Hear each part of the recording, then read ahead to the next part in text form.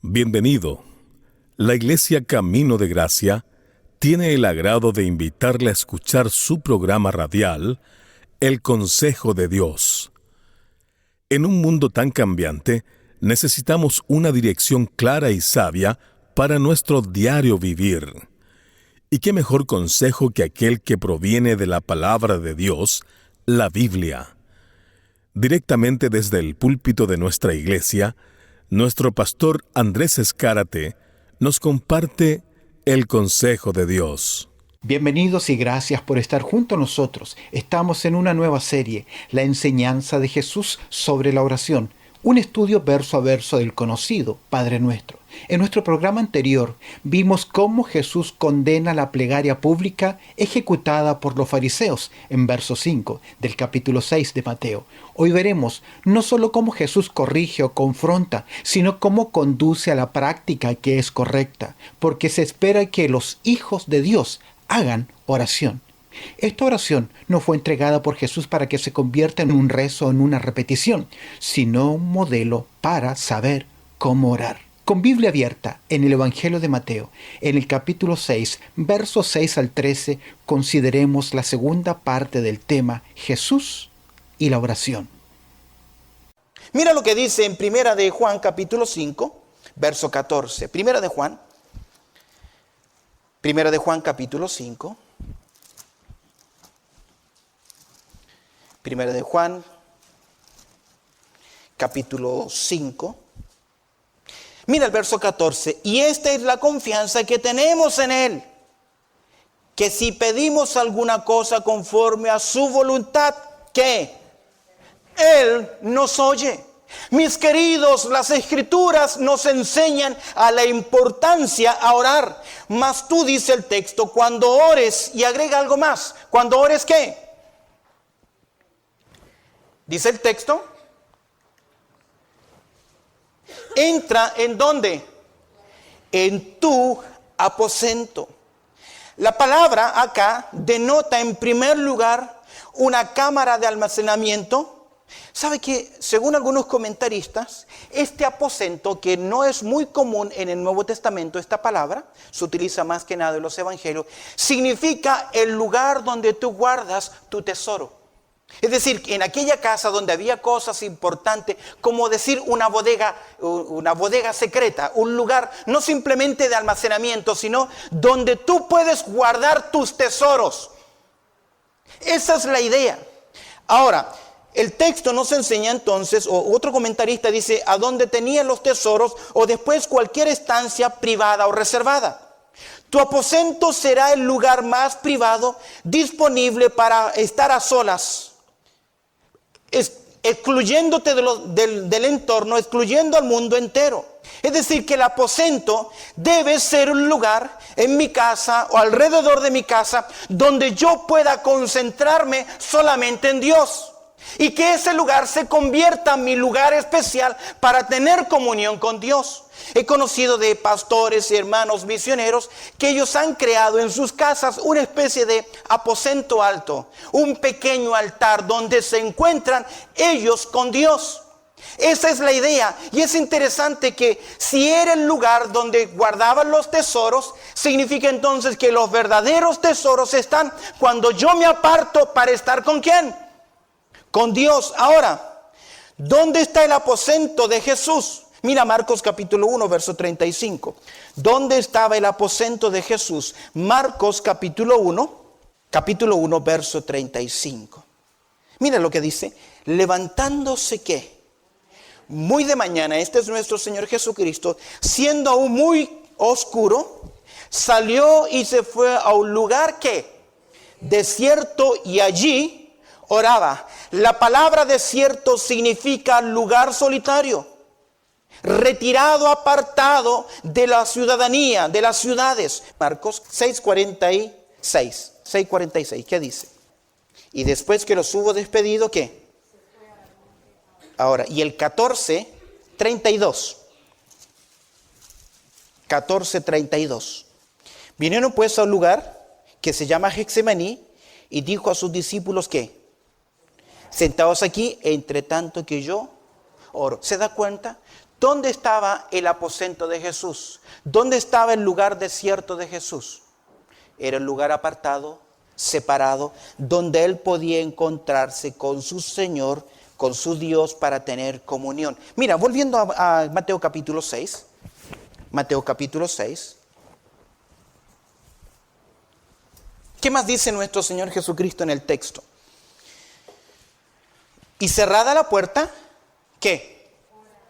Ora, cerrada la puerta. Esto me llama la atención. No simplemente es un aposento alto, o no simplemente es un lugar aparte, un lugar de encuentro, un lugar especial, sino que también es un lugar donde usted tiene que cerrar ¿qué? ¿Qué significará eso, cerrada la puerta?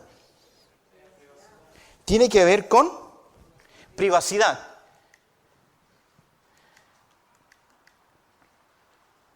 ¿Libre de qué? De interrupciones. Es interesante que cuando Eliseo tuvo que orar por un pequeñito que murió, dice que él entró a la casa, cerró la puerta y los dejó a todos afuera y comenzó a orar. Cuando oramos, por ejemplo, en casa, aun cuando vamos a dar gracias por los alimentos, creo que es un error tener el televisor encendido, la radio encendida, cuando vamos a orar por nuestros alimentos. Creo que es una falta muy grande cuando el pueblo del Señor se reúne aquí a orar, cuando estamos orando y usted comienza a tocar al del vecino, a hacerle una pregunta o comenzamos a caminar. Es por eso que pedimos a los hermanos diáconos cada vez que se lee la palabra de Dios y cada vez que vamos a orar que se pongan ahí en la puerta, porque no queremos personas paseándose durante el tiempo de la predicación y durante el tiempo en que estamos ¿qué? Orando al Señor. ¿Por qué? Porque cuando oramos cerrada la puerta significa en que si hay una oración donde yo me pongo de pie y hay un pueblo, hay una congregación, todos nosotros debemos unirnos a esa oración. ¿Cómo? Guardando silencio y diciendo amén, sí, así sea, Señor. He estado en iglesia cuando un hermano se pone de pie a orar y comienza a orar y el resto de la congregación comienza a orar por cualquier otra cosa. Es todo un desorden. La oración congregacional es un hombre poniéndose de pie, llevándonos ante el Señor y el pueblo de Dios en reverencia diciendo amén, así sea. Cerrada la puerta. Ora, ¿a quién? Esta parte me gusta. Jesús está enseñando con respecto a la plegaria privada. Enseña Jesús sobre la importancia. El texto dice, mas tú cuando ores, entra en tu aposento y cerrada la puerta, ora ¿qué? A tu Padre que está en secreto. ¿Sabe qué? La idea es, ora a aquel que te está esperando en ese lugar. Como los enamorados para besarse, para comunicarse amor, ellos se esconden, quieren estar en un lugar aparte, privado. Mis queridos, cuando yo tengo mi lugar separado para orar, escúchame bien, Dios está esperándome en ese lugar para tener ¿qué? Comunión conmigo. No tratar de impresionar a Dios en nuestra oración, sino llegar ante Él en una forma natural. Los líderes religiosos trataban de impresionar al auditorio y a Dios con sus palabras. Dios dice, no, yo estoy ahí en lo secreto, quiero escucharte, quiero estar contigo. Quiero tener comunión con Él. Si tan solo pensásemos que Dios nos ha dado este medio, este mecanismo de la oración para poder instantáneamente llegar a Él y estar en su presencia. Antiguamente un hombre tembloroso una vez al año podía llegar ante el lugar santísimo y encontrarse en el arca del testimonio y ahí presentar una ofrenda y luego ¿qué? Salir. Ese era el único encuentro que tenía con Dios. Pero hoy usted y yo diariamente podemos estar en la presencia de Dios. ¿No le parece algo bonito? Dice que tenemos entrada. ¿Ante dónde?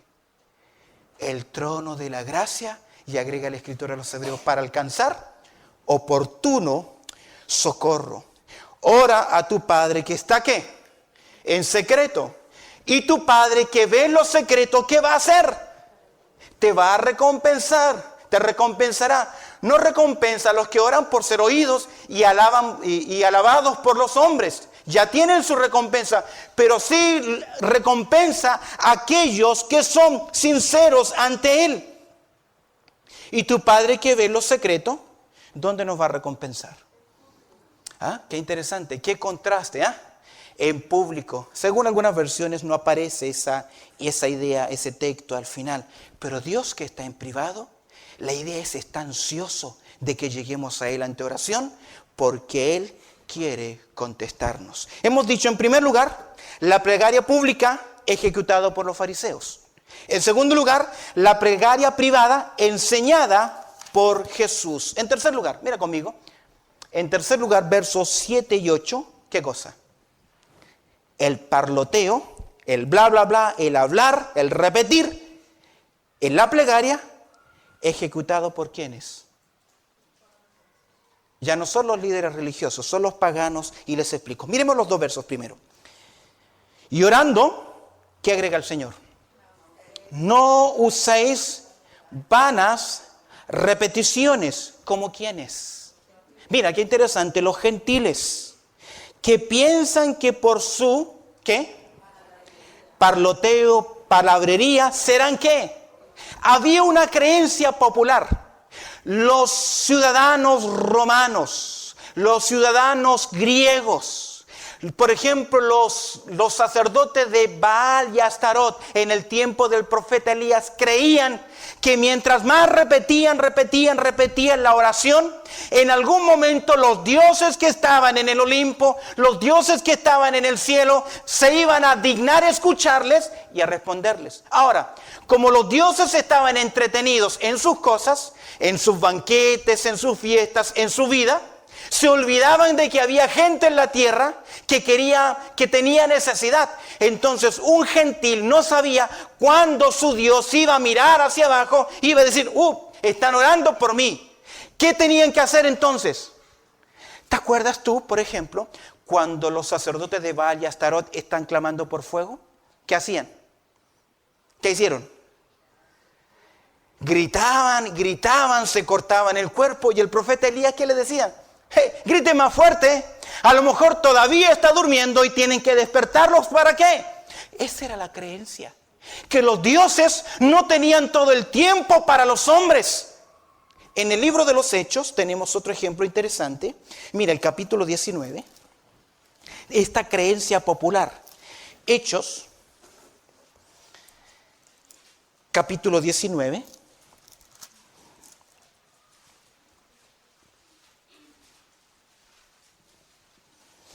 Verso 34, Hechos capítulo 19, verso 34. Pero cuando le conocieron que era judío, todos a una voz gritaron, casi ¿por cuánto tiempo? ¿Y qué gritaban? Grande es Diana de los grandes, la diosa de la ciudad de los Efesios, por 12 horas. No en vano dice la Biblia que los ídolos tienen ¿qué? Ojos y no ven, boca y no oídos y no pueden ¿qué? Oír. Mis queridos, usted sabe que hay religiones de vanas palabreríos, repeticiones tras repeticiones tras repeticiones, como por ejemplo algunas culturas paganas. Los paganos creían que por su palabrerío serían oídos, serían escuchados, se fatigaban. Es interesante que esta enseñanza del Señor Jesucristo presenta la importancia del orar a Dios, simplemente. En la actualidad, los budistas y mahometanos usan ¿qué? Vanas repeticiones. ¿Usted ha visto un grupo, una religión que utiliza un ¿cómo le llaman? Con unas cositas, unas chibolitas, y comienzan a ¿qué? Ahora, ¿cómo le llaman eso? ¿Para qué lo hacen? ¿Sí? Es interesante, si usted estudia cómo comienza el rosario, en ninguna parte de las Escrituras usted lo encuentra. Y tiene que ver con un origen pagano de guerras, de victoria, de triunfo de la Iglesia Católica, más que de bendición de Dios. Pero se utiliza el rosario ¿para qué? Para vanas repeticiones. El Señor Jesucristo dijo que eso ¿qué? Nos sirve. Ahora, mis queridos, yo a veces creo que nosotros también tenemos oraciones que son simplemente vanas repeticiones. Por ejemplo, te damos gracias, Señor, por estos alimentos y te pedimos que los bendigas. En Cristo Jesús, amén. Y semana tras semana repetimos la misma oración y ya se convierte ¿qué? La idea del texto es, no es que Dios no le interesa que oremos, sino que la oración es una comunión, comunicación. Por ahí gente, sí, yo oro o rezo el Padre Nuestro, mis queridos, el Padre Nuestro no se reza porque no es una vana, ¿qué? Repetición. El Señor no está de acuerdo con esto, con el parloteo. ¿Qué dice el texto? Me parece que no se lo mostré. Y orando no uséis ¿qué? Vanas repeticiones. La oración a Dios no es un rezo, algo memorizado y mecánico, carente de ¿qué? Comunión. Como los gentiles que piensan que por sus palabrerías serán oídos. Consideremos 3 ejemplos, el de Reyes, el de Hechos. En la actualidad los budistas y maometanos usan vanas repeticiones. El texto dice, no os hagáis ¿qué? Semejantes a ellos. Volviendo a Mateo capítulo 6, dice el texto, el Señor Jesucristo dice, no lo hagan. No se asemejen a ellos. ¿Por qué razón? ¿Qué dice el texto? Porque vuestro Padre, ¿qué? Mira qué lindo versículo. Porque vuestro Padre, ¿qué? Sabe de qué tenéis necesidad. Y mira lo que agrega. Antes que vosotros, ¿qué? Le pidáis. Porque vuestro Padre sabe. Está contrastándose a los dioses paganos. Ellos tenían que despertarlos, tenían que repetir, para que en algún momento uno de estos dioses pudiese escucharles. Pero la Biblia dice, nuestro Dios está ahí. Y si yo voy a Él, Él me escucha porque vuestro Padre sabe de qué cosas tenéis necesidad. Dios no es como los dioses paganos que no saben nada, mucho menos de cosas que tenemos necesidad. El texto dice, antes que vosotros le pidáis. Fíjate qué interesante y marca muy, muy importante esto. El propósito de orar no es para informar a Dios, porque Dios ¿qué? Ya lo sabe, sino hacer partícipe a Dios de la provisión que necesitamos. Dios sabe tu necesidad. Sabe mi necesidad y te está esperando ahí en ese lugar secreto y quiere escucharte en secreto y bendecirte en público. Pero cuando oramos no es para decirle, Señor, mira lo que pasa. Un día fue interesante. Un hermano estaba orando por una persona.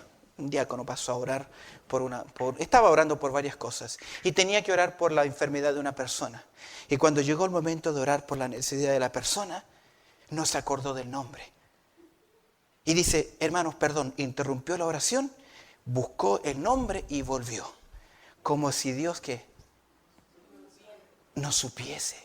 ¿Qué era más importante? Señor, tú lo conoces y encomendarlo. Ahora, tenemos oraciones a veces que aunque las repitamos, Dios no nos va a escuchar, no va a responder. Por ejemplo, Señor, quédate con los que se quedan y vete con los que se van.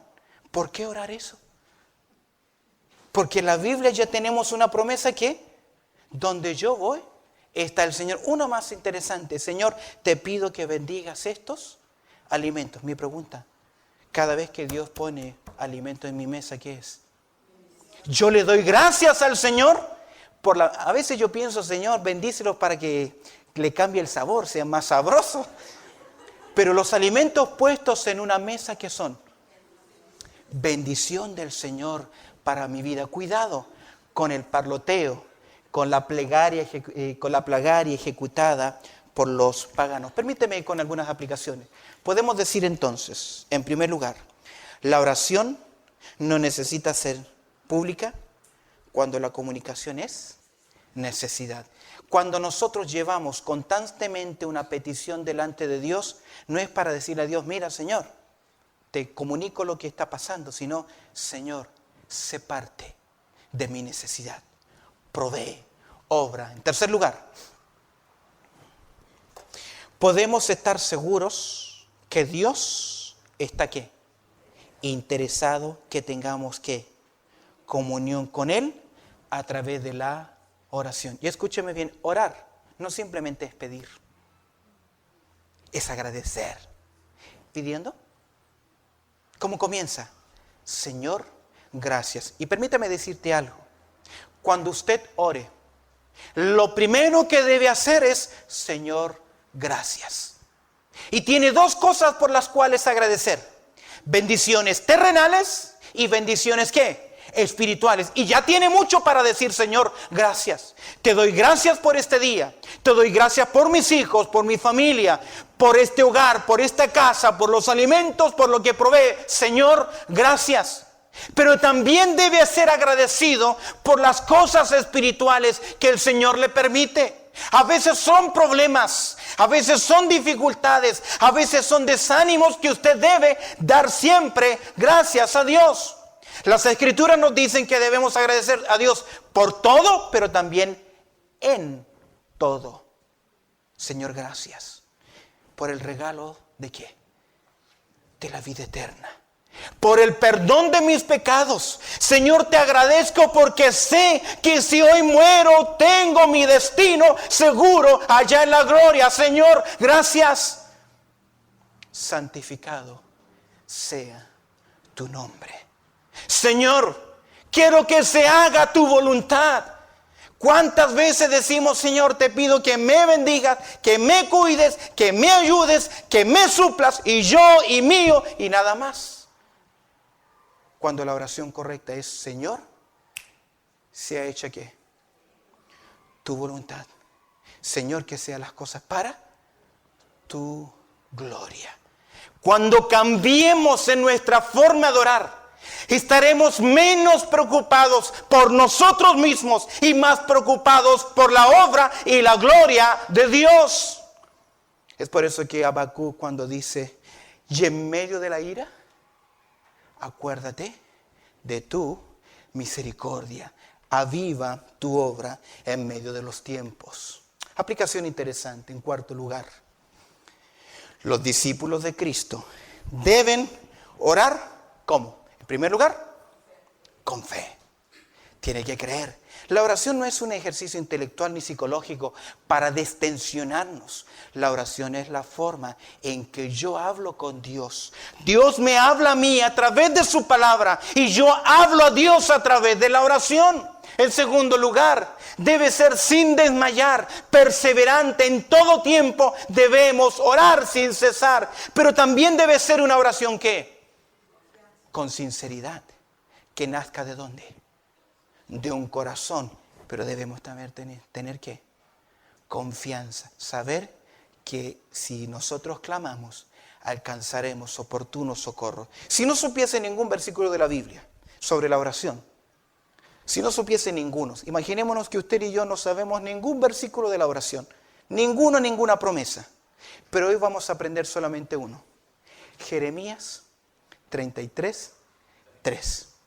Si solamente nos quedamos con ese texto, de por vida, por la oración, ¿qué diríamos?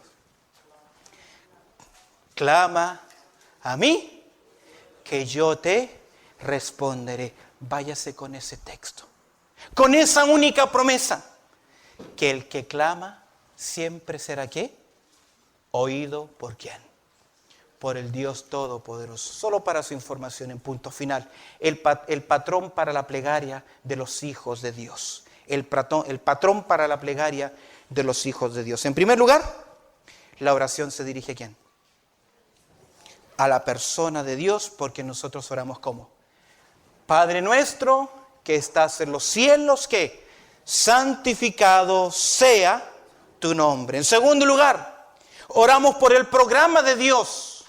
Venga tu reino, hágase tu voluntad, como en el cielo, así también en la tierra. Oramos también por la provisión de Dios, el pan nuestro de cada día. ¿Qué? Dánoslo hoy. Luego decimos, Señor, la pureza personal y perdona nuestras deudas, como también nosotros perdonamos a nuestros deudores. Y por último, la oración de protección, que dice, y no nos metas en tentación, mas líbranos del mal, porque tuyo es el reino y el poder y la gloria por todos los siglos. Amén. Sin duda alguna, nadie puede llamar a alguien Padre si no hay un vínculo de por medio. De igual forma, en el mundo espiritual, no podemos llamar a Dios Padre si no estamos seguros de ser sus hijos. Es por eso que la Biblia dice en Juan capítulo 1, verso 12, «Mas a todos los que le recibieron, a los que creen en su nombre, les dio potestad de ser hechos un hijo de Dios». Y hoy puedes tomar ese paso decisivo en tu vida de reconocer a Cristo como tu Salvador personal, reconociendo tu culpabilidad y pidiendo el perdón de Dios por medio de Cristo Jesús. Y hoy puedes hacerlo. Repite conmigo esta oración, que es la oración del pecador, y dile a Jesús: Jesús, reconozco que soy un pecador y que he vivido lejos de ti, pero hoy, en un acto de fe, abro la puerta de mi corazón y te recibo, Jesús, como mi Salvador personal. Amén y amén. Si has tomado este paso de fe, queremos ayudarte en tu vida espiritual. Contáctate con nosotros. Dios te bendiga.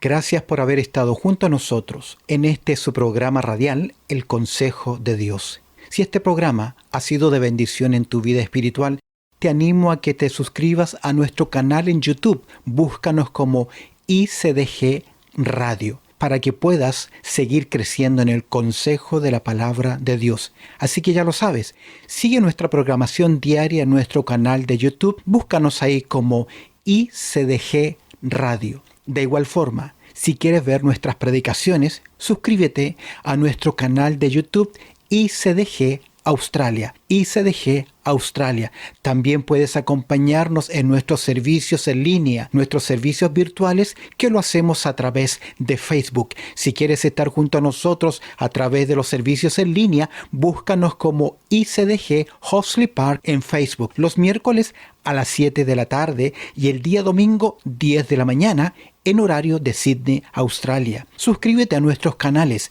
mantente informado.